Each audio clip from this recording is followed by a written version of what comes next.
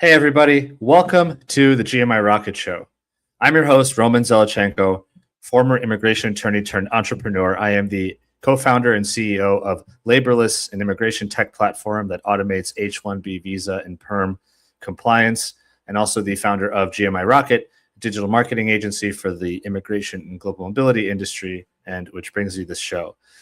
Today, we are on episode number 154. And our guest today is originally from Brazil, currently living in Texas, Airton Leal, who is the co-founder or founder and CEO of a company called EB-2 RFE. And this is really, really cool to me because in a world where everything is going digital, AI, and that's all we're talking about, most people know that immigration, at least in the US, is still very, very paper-based. Many applications still have to be printed and sent in by paper, or if they don't have to be, many of the times that's still the case because the government tech portals are not always the most reliable, and paper applications are the way to go. And so Airton's company basically allows people to utilize his services to do the printing and mailing of USCIS and immigration applications to the government, which is particularly helpful for applicants who are around the world, so individual applicants as well as companies, and even law firms in the U.S. who might have massive, O1 or other applications that require a ton of paper, and it's easier to outsource that service. So I'm really interested and excited to talk to Airton about his show, about his company on the show. Before we jump in to the conversation, I do want to give a quick thank you to the main sponsor of this episode, which is e-immigration by Serenade. So most people know case management platforms, but as you probably have realized that over the past few years, immigration case management platforms have been consolidating and often acquired by larger companies that are not necessarily immigration tech or even legal tech companies at all. That's where e-immigration is different. So they've been doing this for over 30 years. They're still family run. They're still independently owned. And one of the things is it seems simple, but you can call them a real person picks up who understands immigration, who works in immigration, and can help you and talk to you. On the technology side, e-immigration has built really smart tech into their platform, like AI-assisted intakes, automated immigration form prep, case tracking for your deadline visibility across your docket. E-immigration is so good that firms that use them grow up to 3 times faster than the industry average.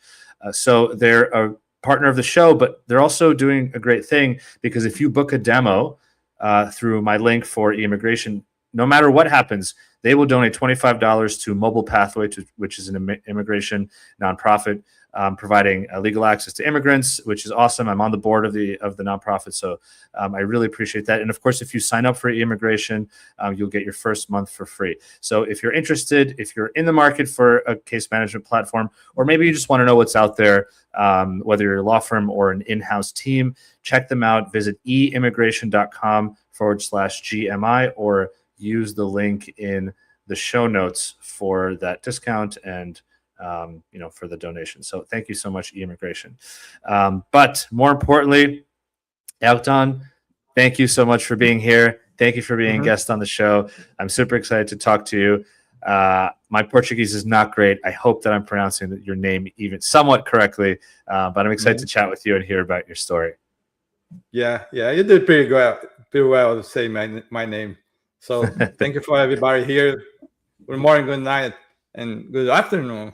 Yeah, you can be anywhere and anytime. So I'm ready to that conversation. Exactly. And you actually, well, to be fair, Brazil is similar time zone to the US, but let's start, back. I always dive into and I'm interested in the backstory of the guests. We will get to the company. We'll talk about what the business does, EmigраPrint. But, we want to know who is the person behind the company? How did you come to start this company? Then to me, that's so exciting in terms of the story. So you are originally from Brazil. You were born in Brazil. Yeah. You grew up there. So where in Brazil were you born? And, what do you remember, like childhood? I mean, you now are raising kids in America. What was your childhood like in Brazil when you were younger? Yeah. I born in the northwest region in Brazil, the city named Fortaleza. It's a very beautiful place. It's like California in Brazil. So Mhm. you have beaches and have a lot of stuff around. And I born there. But actually, that it was the place I'm not living a lot of years there. With 3 years old, my father, my family was moved to Belém in another state in the north region, the Amazon Mhm. region. Wow. So I lived 22 years there, and that's how I start my life there. Yeah, and as a Brazilian, I love soccer interaction. We always happy and things like that. Yeah, as a kid What in the school, I was kind of not pretty brilliant student, but I did good in the school too. were you? Was it a big school? I mean, I picture. I've never been Uh-huh. to Brazil actually at all. Was Uh-huh. it like a smaller town or city, or was it a big city? I picture jungle. I mean, you say near the Amazon. I Yeah, picture. exactly. Everybody think like that. No, Yeah. the Belém is the capital for the Pará state on the Uh-huh. north. So it's a big city with like 2-3 million people living there, and different as the U.S., where the public schools dominate the country. In Brazil, the private schools dominate. Mhm. There is a public schools, but most of the people study in private schools. So there's schools in the any size you can imagine, a big, small, medium, anything. And my first middle and high school, I studied a kind of military school from the Air Force in Oh wow. Brazil. Yeah, because my family have that tradition to work as military people in the Air Force. My father have 12 brothers, a big Wow. family, and Huge like family. half of that brothers have a career in the Air Force.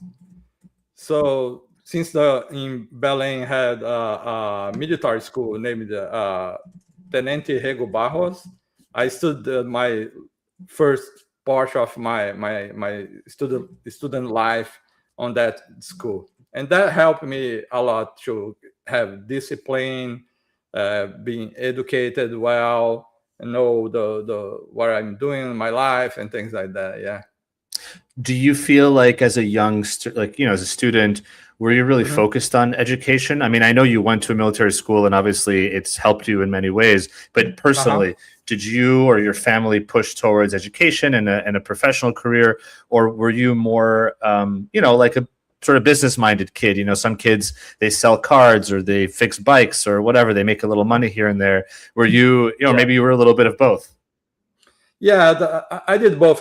Actually, my family pushed me to the education. I'm the Hmm. first son on the family, Hmm. so the desire I'm reaching the high levels of education and things like that. They help me and they support me on that. But I have always that entrepreneurship spirit on me, like selling things, exchanging cards, and try to fix things and get some money, washing cars on the Yeah. neighborhood and things like that to have some little money to do my things. Do you remember what your first kind of business was when you were younger? Yeah, so in the neighborhood, the people go walking to the supermarket. So I help people bring the products from the market to the home. So a little walk, like a half mile. But yeah, Uh-huh. I get a little money doing that kind of Wow. service. That's Yeah. not bad. A young, strong boy can help somebody help Yeah. their. The Um, Instacart on that time. exactly. Yeah. Yeah. You could have built an app for that and hired other people to do it. Exactly. Um, I that's so even don't cool. know the internet on that time. So Right. Yeah. How old were you, by the way, when you did this? it's like 8, 9 years old, Wow. That's things so like cool. that. I love asking this question because now, Mhm. as a adult, I love business and I have multiple businesses and I really enjoy it. But when I was younger, it did not even occur to me that I can just go and do something and help someone for money. I think when I was one or two times when I was little, I went with my dad to shovel snow because in New York we get some, good snow sometimes in the winter. But I think because I was nervous to talk to people, and if you run a business like you were helping somebody with your grocery bags, you have to, as an 8-year-old, you have to go to them and speak to them as a stranger and say, hi, do you want help? And how do you price it? I was always really nervous about that kind of interaction. So I always am really, it's amazing to me to see people who, even as young kids, they're confident and they'll just come up to somebody and, do something. So I love that. Okay. So you grew up, you grew up in this sort of a state, in this capital city in the north, and you spent, I guess, most of your young adult life there. And so, what was the thinking? Go to university and sort of become a professional and stay in Brazil, or kind of, when you were in the early 20s or something, what were you kind of thinking about from that perspective? Yeah. So I always want more. That's my plan, and I share this with my daughters. So if you try to do something, and today is more easy than in the past, try to be the best on the world. So of course, you not achieve that every time, but you have a destination, and that vision of that destination help you to improve yourself, improve your skills, and create strategy to achieve things. So when I was living in Belém, it's not most of advanced cities on the country. So when I decide to start really my career on technology, there is no opportunities on that city to kind of learning. I decided to work with Microsoft products and technology on that time. The one friend give me all the information, and I get very excited about that. Oh, I want that. This is my future. This is the future. This is gonna be my career. So when I decided that, the situation was, well, here in Belém, I can have the proper training and the opportunity to do the certifications to add that to my resume. So I decided to go back to Fortaleza. So in Fortaleza, you have a training center, Microsoft training center, and the certification provider available to do the exams and things like that. So I call Enco. I have that plan. Can I kind of live in our home a little bit? Yeah, you're free to come. And your uncle was your uncle living in Fortaleza? Yeah, exactly, with his family. And they say, we are 3 here. With 4, there is no difference. We can eat like normal. So yeah. So and then I traveled back to Fortaleza and started that career in technology. And the first 3 years were very intense. A lot of study, a lot of the dedication, work and projects. But with that desire to want more, I think where I can work with more challenging projects, more sophisticated technology, more big projects and things like that. So first answer for that here in Brazil is São Paulo.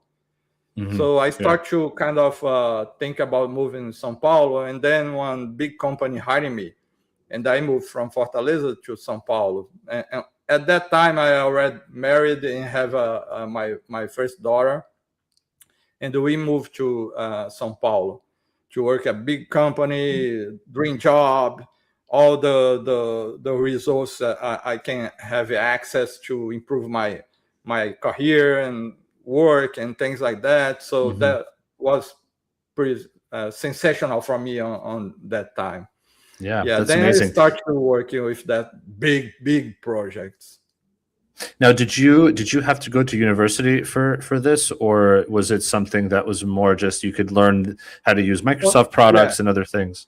Yeah, on that time kind of trying to do that, but because I work a lot, have not time to kind of do conventional education. I tried to do electrical engineer, computer science, and I stopped the course in the middle. So after that, after the develop my career, after like 10 years of experience on technology, I decided to do a bachelor's in marketing. That's just a marketing. Yeah. Yeah, exactly. Because I on that time I think I already know technology and things like that, and how I can improve my career, how I can grow my knowledge and things like that. So on that time I work on the Dell computers, and there is a huge opportunity to, on the marketing side inside the company. So let's do the marketing bachelor. So I did that. So you spent your time, I mean, in Sao Paulo at a lot of big companies. You worked at Microsoft, Accenture, and then, as you said, you went to Dell. And I guess it looks like you went from being a technical professional to sort of you moved into the sales role. So I guess your marketing degree helped you become more able to not just build things, but also sell them to customers. Yeah, because I'm pretty good in building relationships. So that's grab the attention from the sales managers on the company, because on that time I did technical presentations, but they watched me doing that technical presentation and say, "You're pretty good in sales, man. You need to come to the sales." And no, I like tech stuff. I like to prove I'm right. I like help customers to how to achieve the technical challenge and things like that. No. You need to come to the sales. Here's the offer. And they kind of triple my salary. Wow. So I jumped in on that. Yeah. I mean, if they give you a good number, it's hard to say no, especially in a good company. That's really cool. So, okay. So you moved over to the sales side at Dell, so this was kind of like the late, I guess, 2014, 15, 16, around that time. And I guess around that time, it looks like you started to think about moving to America. Like, how did that conversation come up at home? I'm sure you had your kids, you had your wife, like you had to discuss this with them. Now you have this great career in Brazil, and you what, are you going to just go up and leave and go somewhere else? So how did that conversation come up? Yeah. So going back a little bit, in 2004, I have opportunity to work in a company in US. I applied for a position, passed through the interviews, but didn't finish the process, didn't work. And my wife on that time don't have that desire. She never been here in US. She don't know anything here, and is a lot of tied to the family. So okay. So I still keeping working, doing my stuff. But in 2007, I come to US to a training, 3-month training in Seattle. Actually, here in Dallas region and Seattle. And that was through Microsoft. Yeah. Actually, on that time, I work on the EDS company. That company was bought by HP.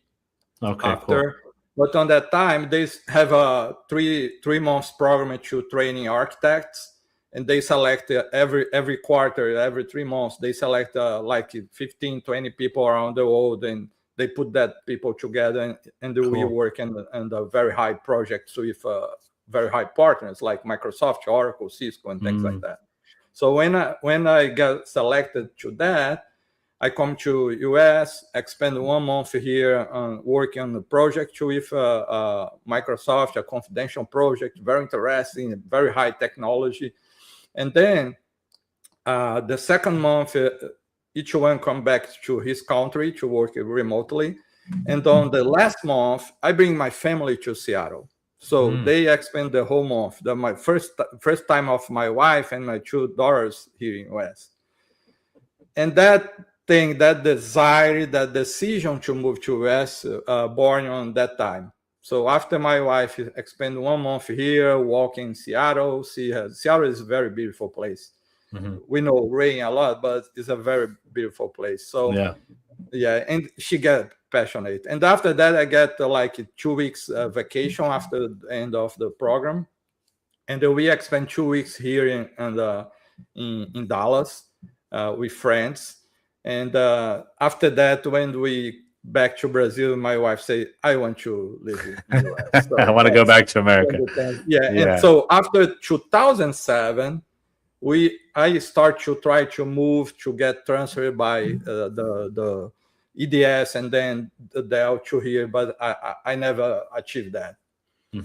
So there is some restrictions. I don't get selected on the process and things like that. Yeah, it's tough. I mean, internally doing a relocation internally is not just it's what you want, but it's also what does the business need?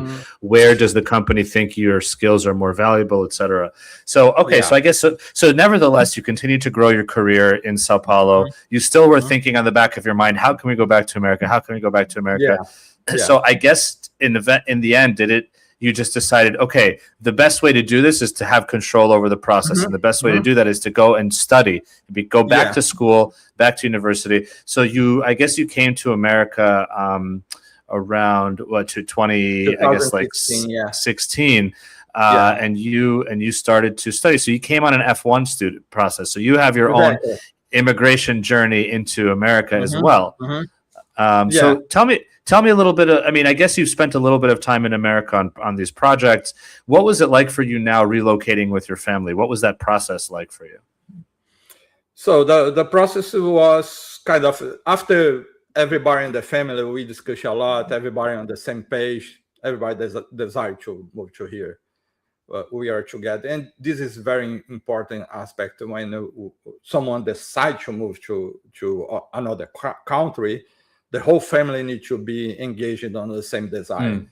So we had that. We discussed that a lot. So when we decide, we kind of start to planning a pathway, and but the plan is like, well, we're gonna start.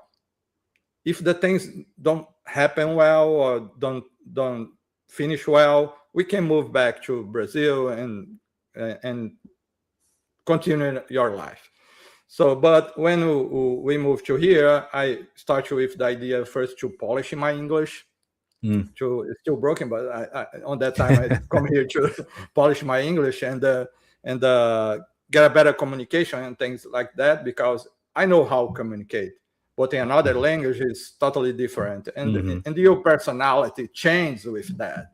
You can do some jokes in your country that you can't do here and things like that. So so I started polishing my English. The initial plan just expanded here like 1 year, but after that we decided to stay. So I moved to one associate degree here in the technology area, and then after I finished that, I got a OPT.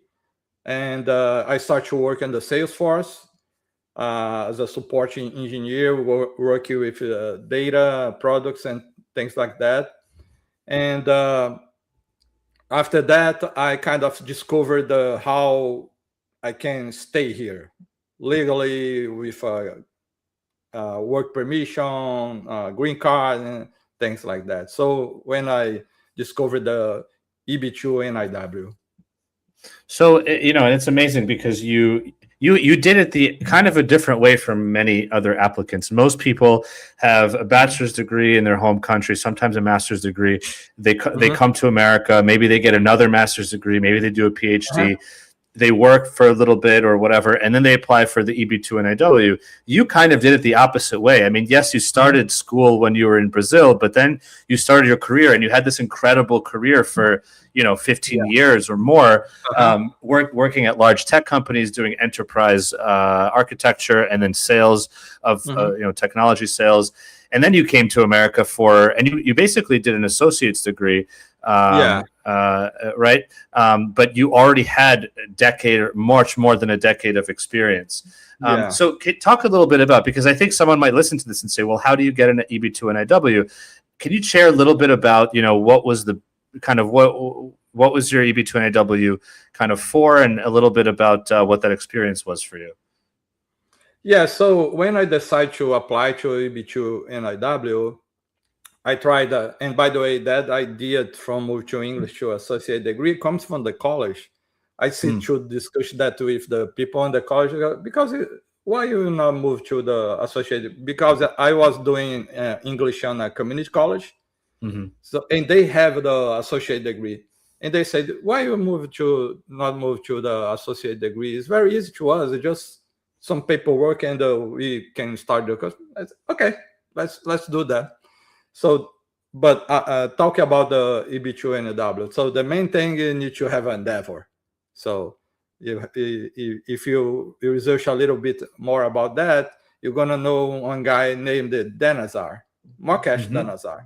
So this guy's how kind of is responsible for how the EB-2 NIW is today, because he applied, got denied, he what is the word specifically for that? He appealed for the decision. He evaluate the case. They give the approval for that guy, and that born the Danazar, the matter of Danazar. Right. So that's three prongs, three criteria you need to get evaluate your process on that. So the first one is the prong one. And the first one is your proposed endeavor need to have substantial merit and national importance. So I start to talk where I can do. So look at my career and look at the market on that time. I decided to work with put together data and cloud cost management. So I built a proposal to help companies in US to control the cost of use the cloud using data. So because that's helped a lot, still a lot of wasting money on the use of the cloud resource, and they need to control. Today, this is named FinOps, get a financial operations to cloud environments. So it's a very basically, so your endeavor, like your technical skills, were basically you were able to help companies that use cloud services figure out how to not waste their millions and millions and millions of dollars. How to make better decisions on how to use their cloud, what cloud to use, not minimize waste, etc. And I guess, when I think about it, the cloud industry is massive, and every company now lives on the cloud. And so the idea is you're sort of like this, you have the expertise to help all sorts of companies make sure that they're using the cloud, but using it in a way that is not wasteful. And that could really be for any company in the whole country. Yeah, and I'm still doing that. So ImmigraPrint is not only my only business, but I still helping companies on that subject. That's really cool. That's so interesting. So I guess at this point, you get the EB-2 NIW. Obviously, it's approved, and you start to work. And I guess this is where the idea or like the story starts of where ImmigraPrint came from. So like what happened here? Where after you got your EB-2 NIW, what kind of series of events happened that led you to think, wait, maybe there's a business here totally unrelated to cloud infrastructure, but maybe related to help, this immigration kind of printing service or application service? So after I decided to apply to EB-2 NIW, I started to study the subject and get a lot of knowledge and I love to share that knowledge. So WhatsApp is very popular in Brazil, and there is a lot of WhatsApp groups related to the EB-2 NIW. So I stay on the groups. Even after I send my process, get approved and everything, I still on that groups, like helping people, give some, share some information and things like that. I get a lot of friends and things like that. So one day, one friend answering a RFE to his EB-2 NW process. So he is in Brazil, so he needs to print, pack, and ship his RFE answer to the USCIS here in US, and that's have cost, time, and there is some security issues during the way from that package from Brazil to US. But the customers in Brazil was not working because the department taking care of this in Brazil was on a strike. So the package sleep like 2 weeks on the customers here in Brazil. And because the RFE have a deadline to be delivered to USCIS, he almost lost that deadline. Wow. On that time, I talked for that friend, oh, I have a small printer here. I can print your RFE answer, pack and ship to USCIS. Of course, it's gonna arrive first, very fast, and you have no customers problems and things like that. So gonna be safe. And he said, this is pretty good idea. Thanks God that was not necessary, because he was kind of actual with caution and sent the answer like 1 month before the deadline. Okay. And the package arrived at time. So, but after that, I have that idea.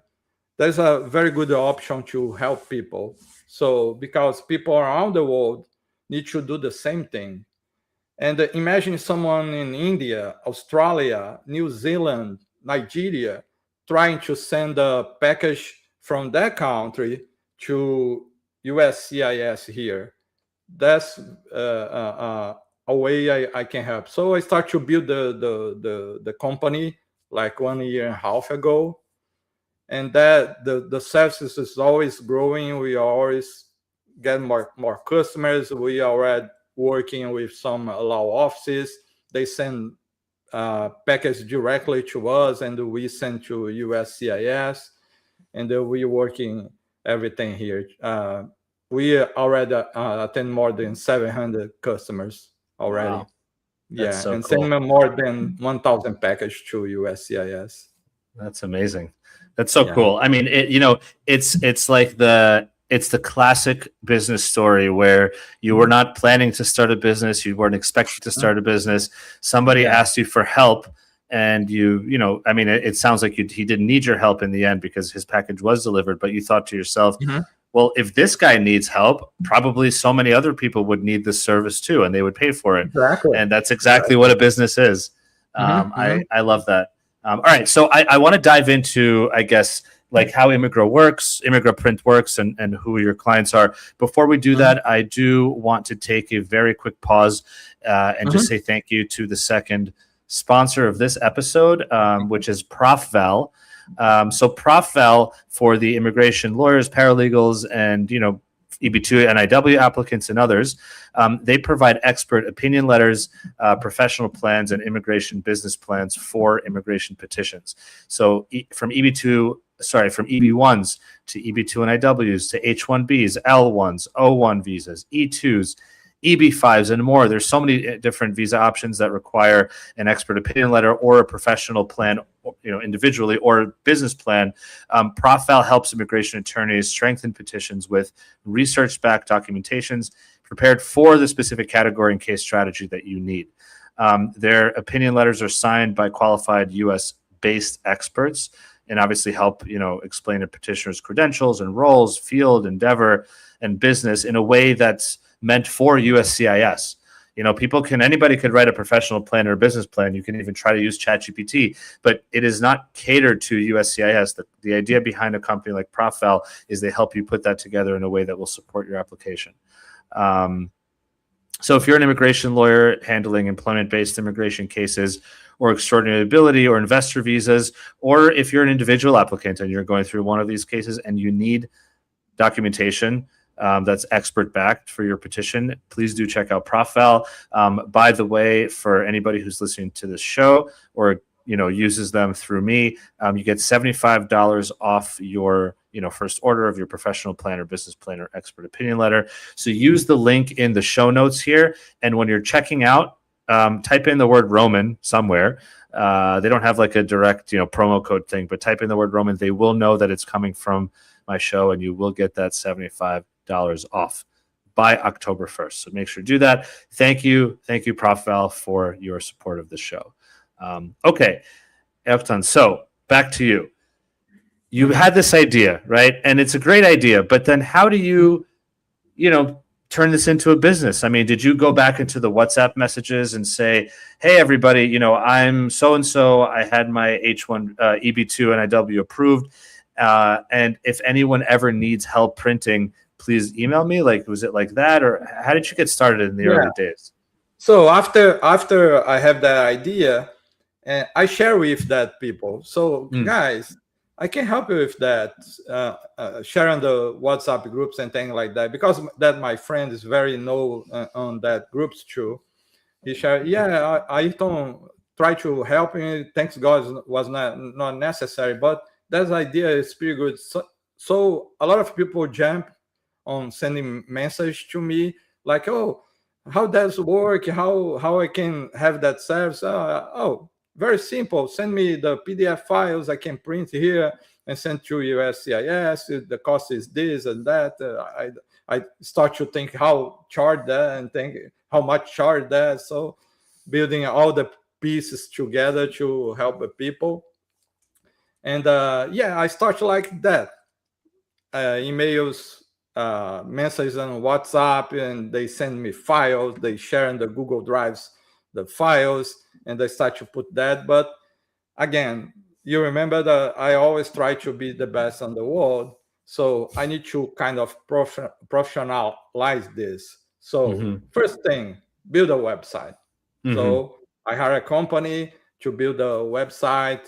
We choose the right platform to host that website, to provide the payment options with credit card and things like that. So we put that together, work like months to have that site up and running. So if you go to the ImmigraPrint.com today, you're gonna see the result of that work. So, and that is the way how we automatize the process. We bring automation to that. So it's very simple.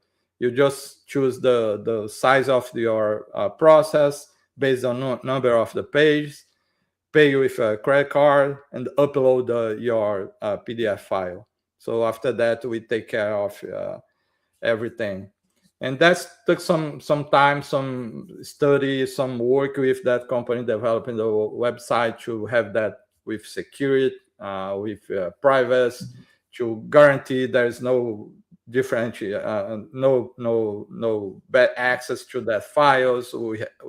We choose a platform with a lot of security requirements to hold that files, and that start to come. And the people start to see that work, and they say they get passionate about the idea because it help a lot. So I start kind of online application before the USCIS make this available to his website. So a lot of people from different countries start to contact me, use my service, and then we start to growing that. And so looking at your website, for example, it's almost kind of, I mean, in some cases you have a specific process for example, for NVC documents you have, or premium processing, but basically it's anything. I mean, I look at you can buy, like, for example, if I have an application up to 100 pages, I can add that. Or if I have an application that's 2,000 pages, that's another service. So it's you basically support any immigration process, right? It's really just about pages. It's not about the case type, or no, exactly. It's a related to amount of page. That specific serves to NVC documents, because on the second phase of the EB process, you need to send born certificates, criminal records, and things like that to the NVC. There's a National Visa Center here in US. Should they process that and put you on the queue to the interview? So the people start to, oh, you send my process. Can you send my documents to NVC? Of course, no problem. So I build that kind of process because on my side, here on Backstage is the same process, just files, print, and ship. There's no difference. But I start to bring the different services to the customers. Yeah, that's really interesting. So who are your, I guess, who are your typical clients? I mean, who do you typically work with? Is it lawyers? Is it individuals? Is it companies, or all of them? I mean, how does that work for you? All of them. So I have right now 9 companies, 9 law offices working with me. So they send all the process through all of them. They send. Today I send around 100 packages to USCIS related others. So they send EBs, O1, H1B, no, H1B, no, but RFE answers. I save a life of a lot of people because of the deadline, and some people get concentrated and answer the questions on the RFE, and they forgot about the deadline.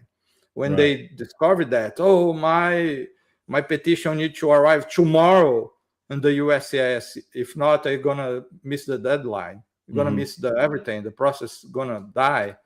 So we can do that.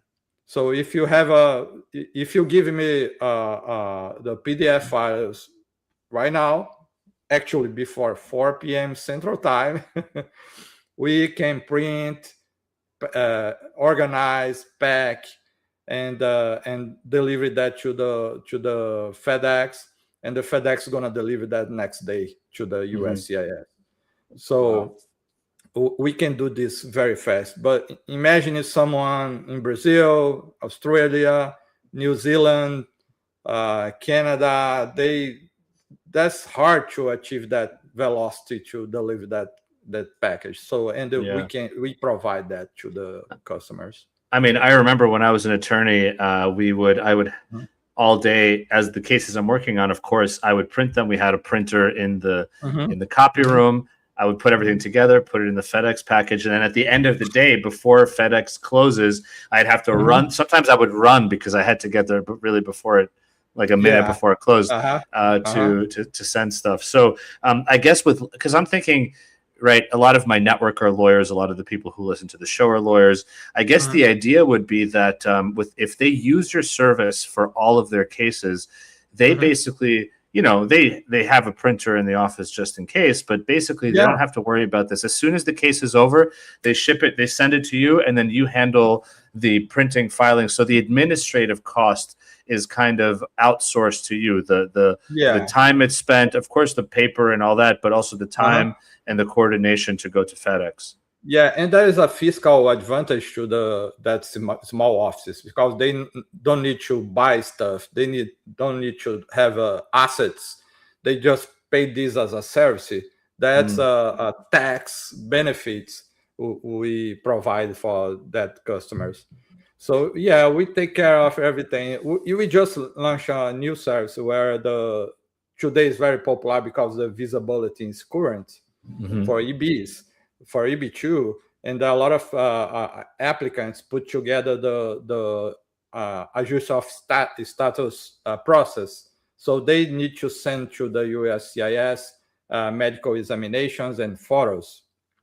So we put that together, and a lot of offices struggle to manage that process with the customer. So they call the customer, oh, go to the USPS, take the examination, put the envelope, and pay. And the customers complain about the process, the work, and things like that. So today we manage that.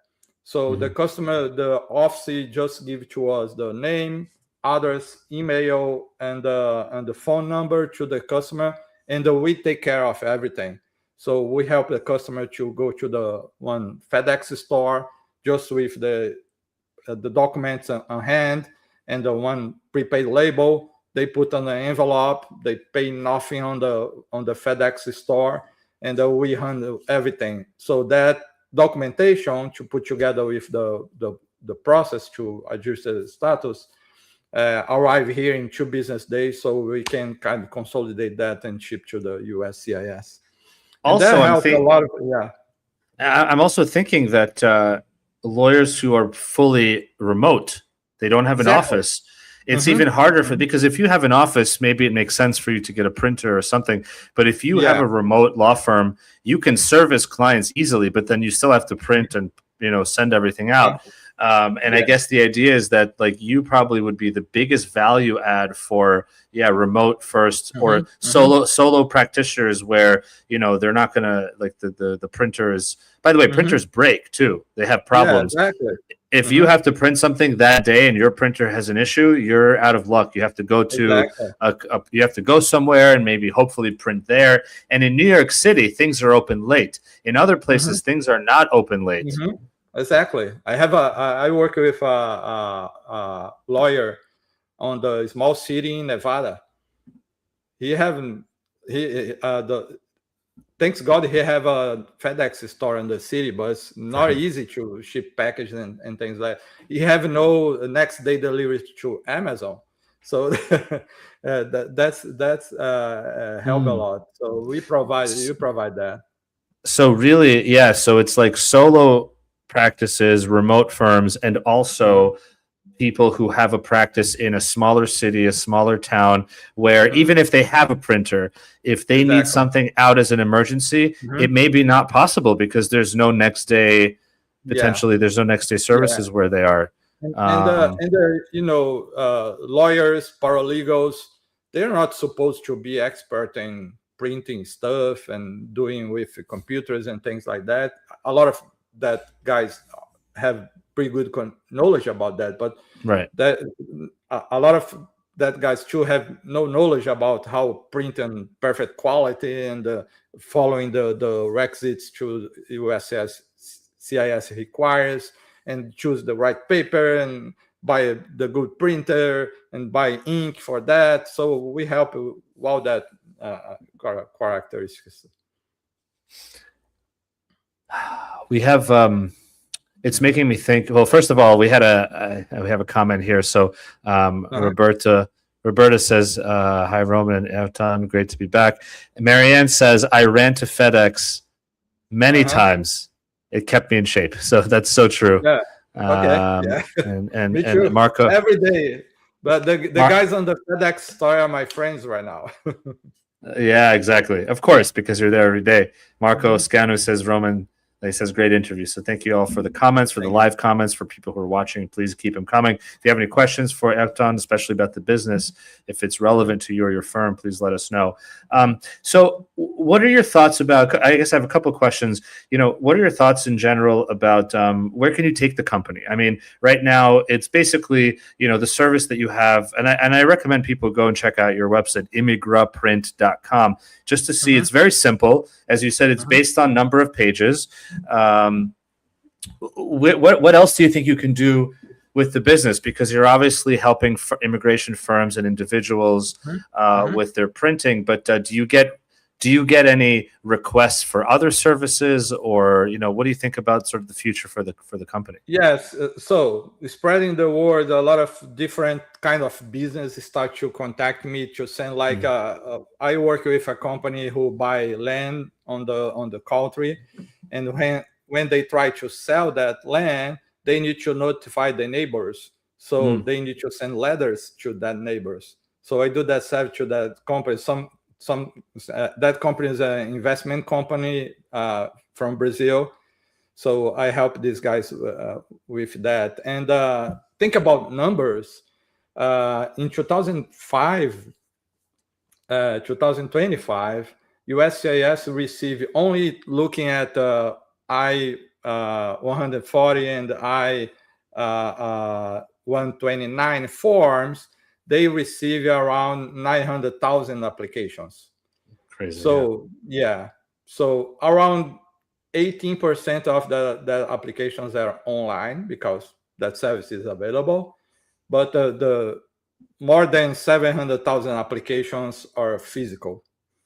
So there's a lot of space to grow for my kind of business. So we're planning to expand and growing the numbers and achieve the 1% of that number on the next year. So that's the plan. That's huge, because you started this business less than 2 years ago. Yeah. May in 2025. Yeah. Amazing. It's funny to me because you have a really deep knowledge and experience with technology. You know, you got your EB-2 NIW for cloud infrastructure. And the whole idea of cloud is that you can store files digitally, so you don't have to have it on premises, so you don't have to. And then you start a paper business.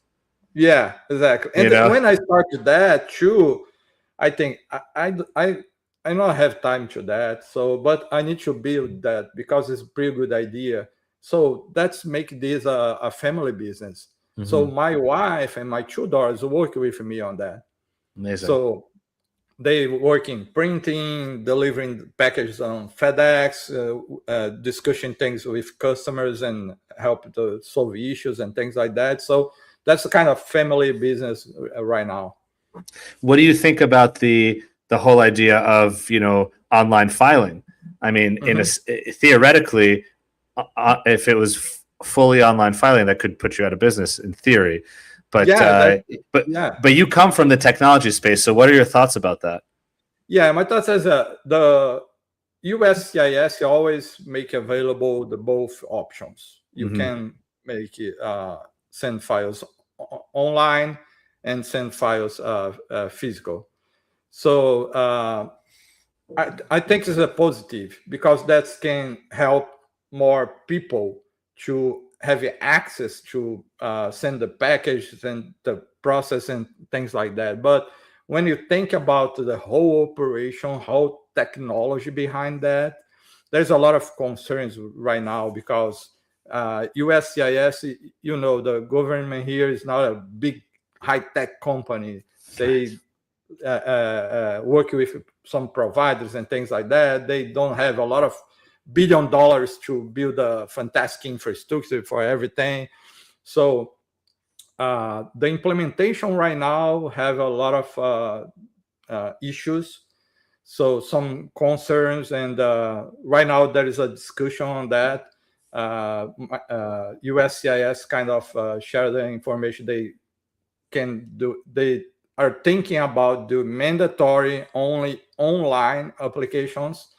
So that's again, I still think the people need to have the power to decide if they do that online or physical. And if USCIS is going to provide this online in the proper way, they need to improve the services. They need to improve the portal, the way how they send files. Because if you think about one EB process, the EB process have around 50, 100 exhibits. So the portal right now, you only can send 5 files per batch. So you need to do that like 20 times to have that 100 evidence exhibits attached to the process. So they need to improve that. And we are discussing that. Suggestion from USCIS is open to comments right now. We are working on build a comment to publish on the register site and see what's happening. But I think it's positive. That is different of my.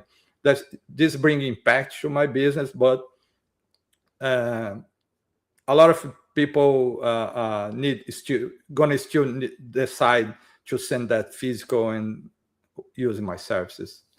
Maybe I can ask you one question about security. Obviously, if people are uploading their entire petition onto your website for you to print, they are uploading images of their passport, their their medical information, their birth certificates, et cetera, et cetera. Credit credit card information, everything. So like, I guess, can you share a little bit about, just in case anyone's listening and says, okay, this is sounds like a good idea, but this means I have to send all of my private information to this company. You know, how does your system, how does your platform work where you can ensure and make people feel comfortable with the security of it? Yeah, we keep everything on the platform. We hide to host our website. We don't download any files and things like that. So we don't keep that on kind of personal or actually corporate PCs and things like that. We do the printing, and after the package is delivered to the USCIS, I sign the delivery process finished on our system, and the files got deleted. So we don't hold any information, we don't share, we don't sell. That information is always available, and right now we have 0 incidents related to that so far. That's great. That's great. Very cool. So I guess if I can ask you maybe one last question about I don't know, artificial intelligence.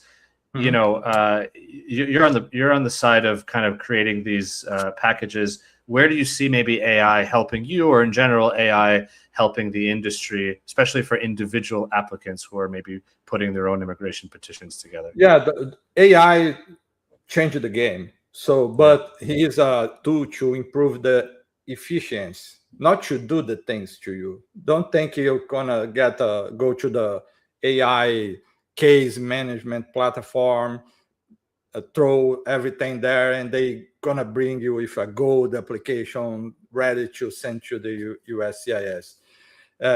This is a tool to improve efficiency, to do the things faster, improve the capability to do researches and validate stuff, documentation, and things like that. But the human eye is still important. The human interaction is still important, and the mandatory on that process to make sure that everything is correct, because we know AI hallucinate, and when you have a process, you pay a fee to USCIS, sometimes a high fee, and because that hallucination, the process get denied, you lost a lot of money and time. So that's very important to pay attention to that. Still mandatory, important, core for everything, the human interaction. Do you think that you get more clients that are individuals who may be creating their own petitions and filing, or do you see more demand maybe, or growing demand from law firms that you know, they're the professionals, they handle the application and then they just outsource the printing to you? Yeah, I think both are growing. Individuals are growing, and the offices are spreading a lot. With that AI advanced, the small companies can do a lot of work right now, very productive and things like that. If they have budget to invest in marketing, they're gonna attract a lot of customers and achieve the results and show quality to the market and bring the ball rolling and growing. So there is opportunity for everybody, every kind of company, and even for specialized solutions like Laborless provide. So the market is changing very fast. We don't know exactly where you're gonna land next year, next 3 years, 5 years. But yes, we need to pay attention on that and take advantage of that moment to kind of improve the services, provide more options to help people to achieve their dreams. Yeah, I definitely agree with you. Well, Airton, my last question to you will be something maybe a little bit more, you know, general. I like to ask this question sometimes. You know, typically people ask you, what advice would you give to somebody, to a younger self or whatever? I like to ask the question, what advice are you listening to right now? What advice is really helping you right now in this moment with your business? I think the discipline and persistence is the most important thing you need to have to achieve anything. So if you have discipline, you're gonna do everything you need to do in the right way. You need to pay attention to that too, and be persistent, because a lot of stuff gonna happen during the way. You're gonna have a lot of walls on the front, but you can trespass that and achieve your dreams. So persistence and dedication. I love it. Discipline. Amazing. Thank you. Well, Airton, thank you so much. This was a really great conversation. I learned a lot. I love your business. I think, I'm a big fan of specialized businesses. As you said, Laborless is such a niche platform. I love my business. I think we do really great work. We help our clients and we solve problems that maybe bigger companies aren't thinking about. And then we think about it very deeply and we try to provide the absolute best, product or service. And I think you're doing the same thing. So thank you for coming on the show. I'm excited, that your company's doing so well already. And I'll be excited to continue to watch as you grow and grow and grow and expand your business. So I keep you posted. No problem. Yeah. Thank you. Good luck to you and keep us posted for sure. Oh, last thing. Where can people find you? Where's the best place to connect with you? The website, we have a contact on the WhatsApp and on Instagram too. ImmigraPrint. So you go to the Instagram, immigra.print. You can contact me there. Awesome. Wonderful. Cool. Thank you so much, Airton. I appreciate your time and we'll talk to you soon. Yeah. Have a great day. Bye-bye. Cheers.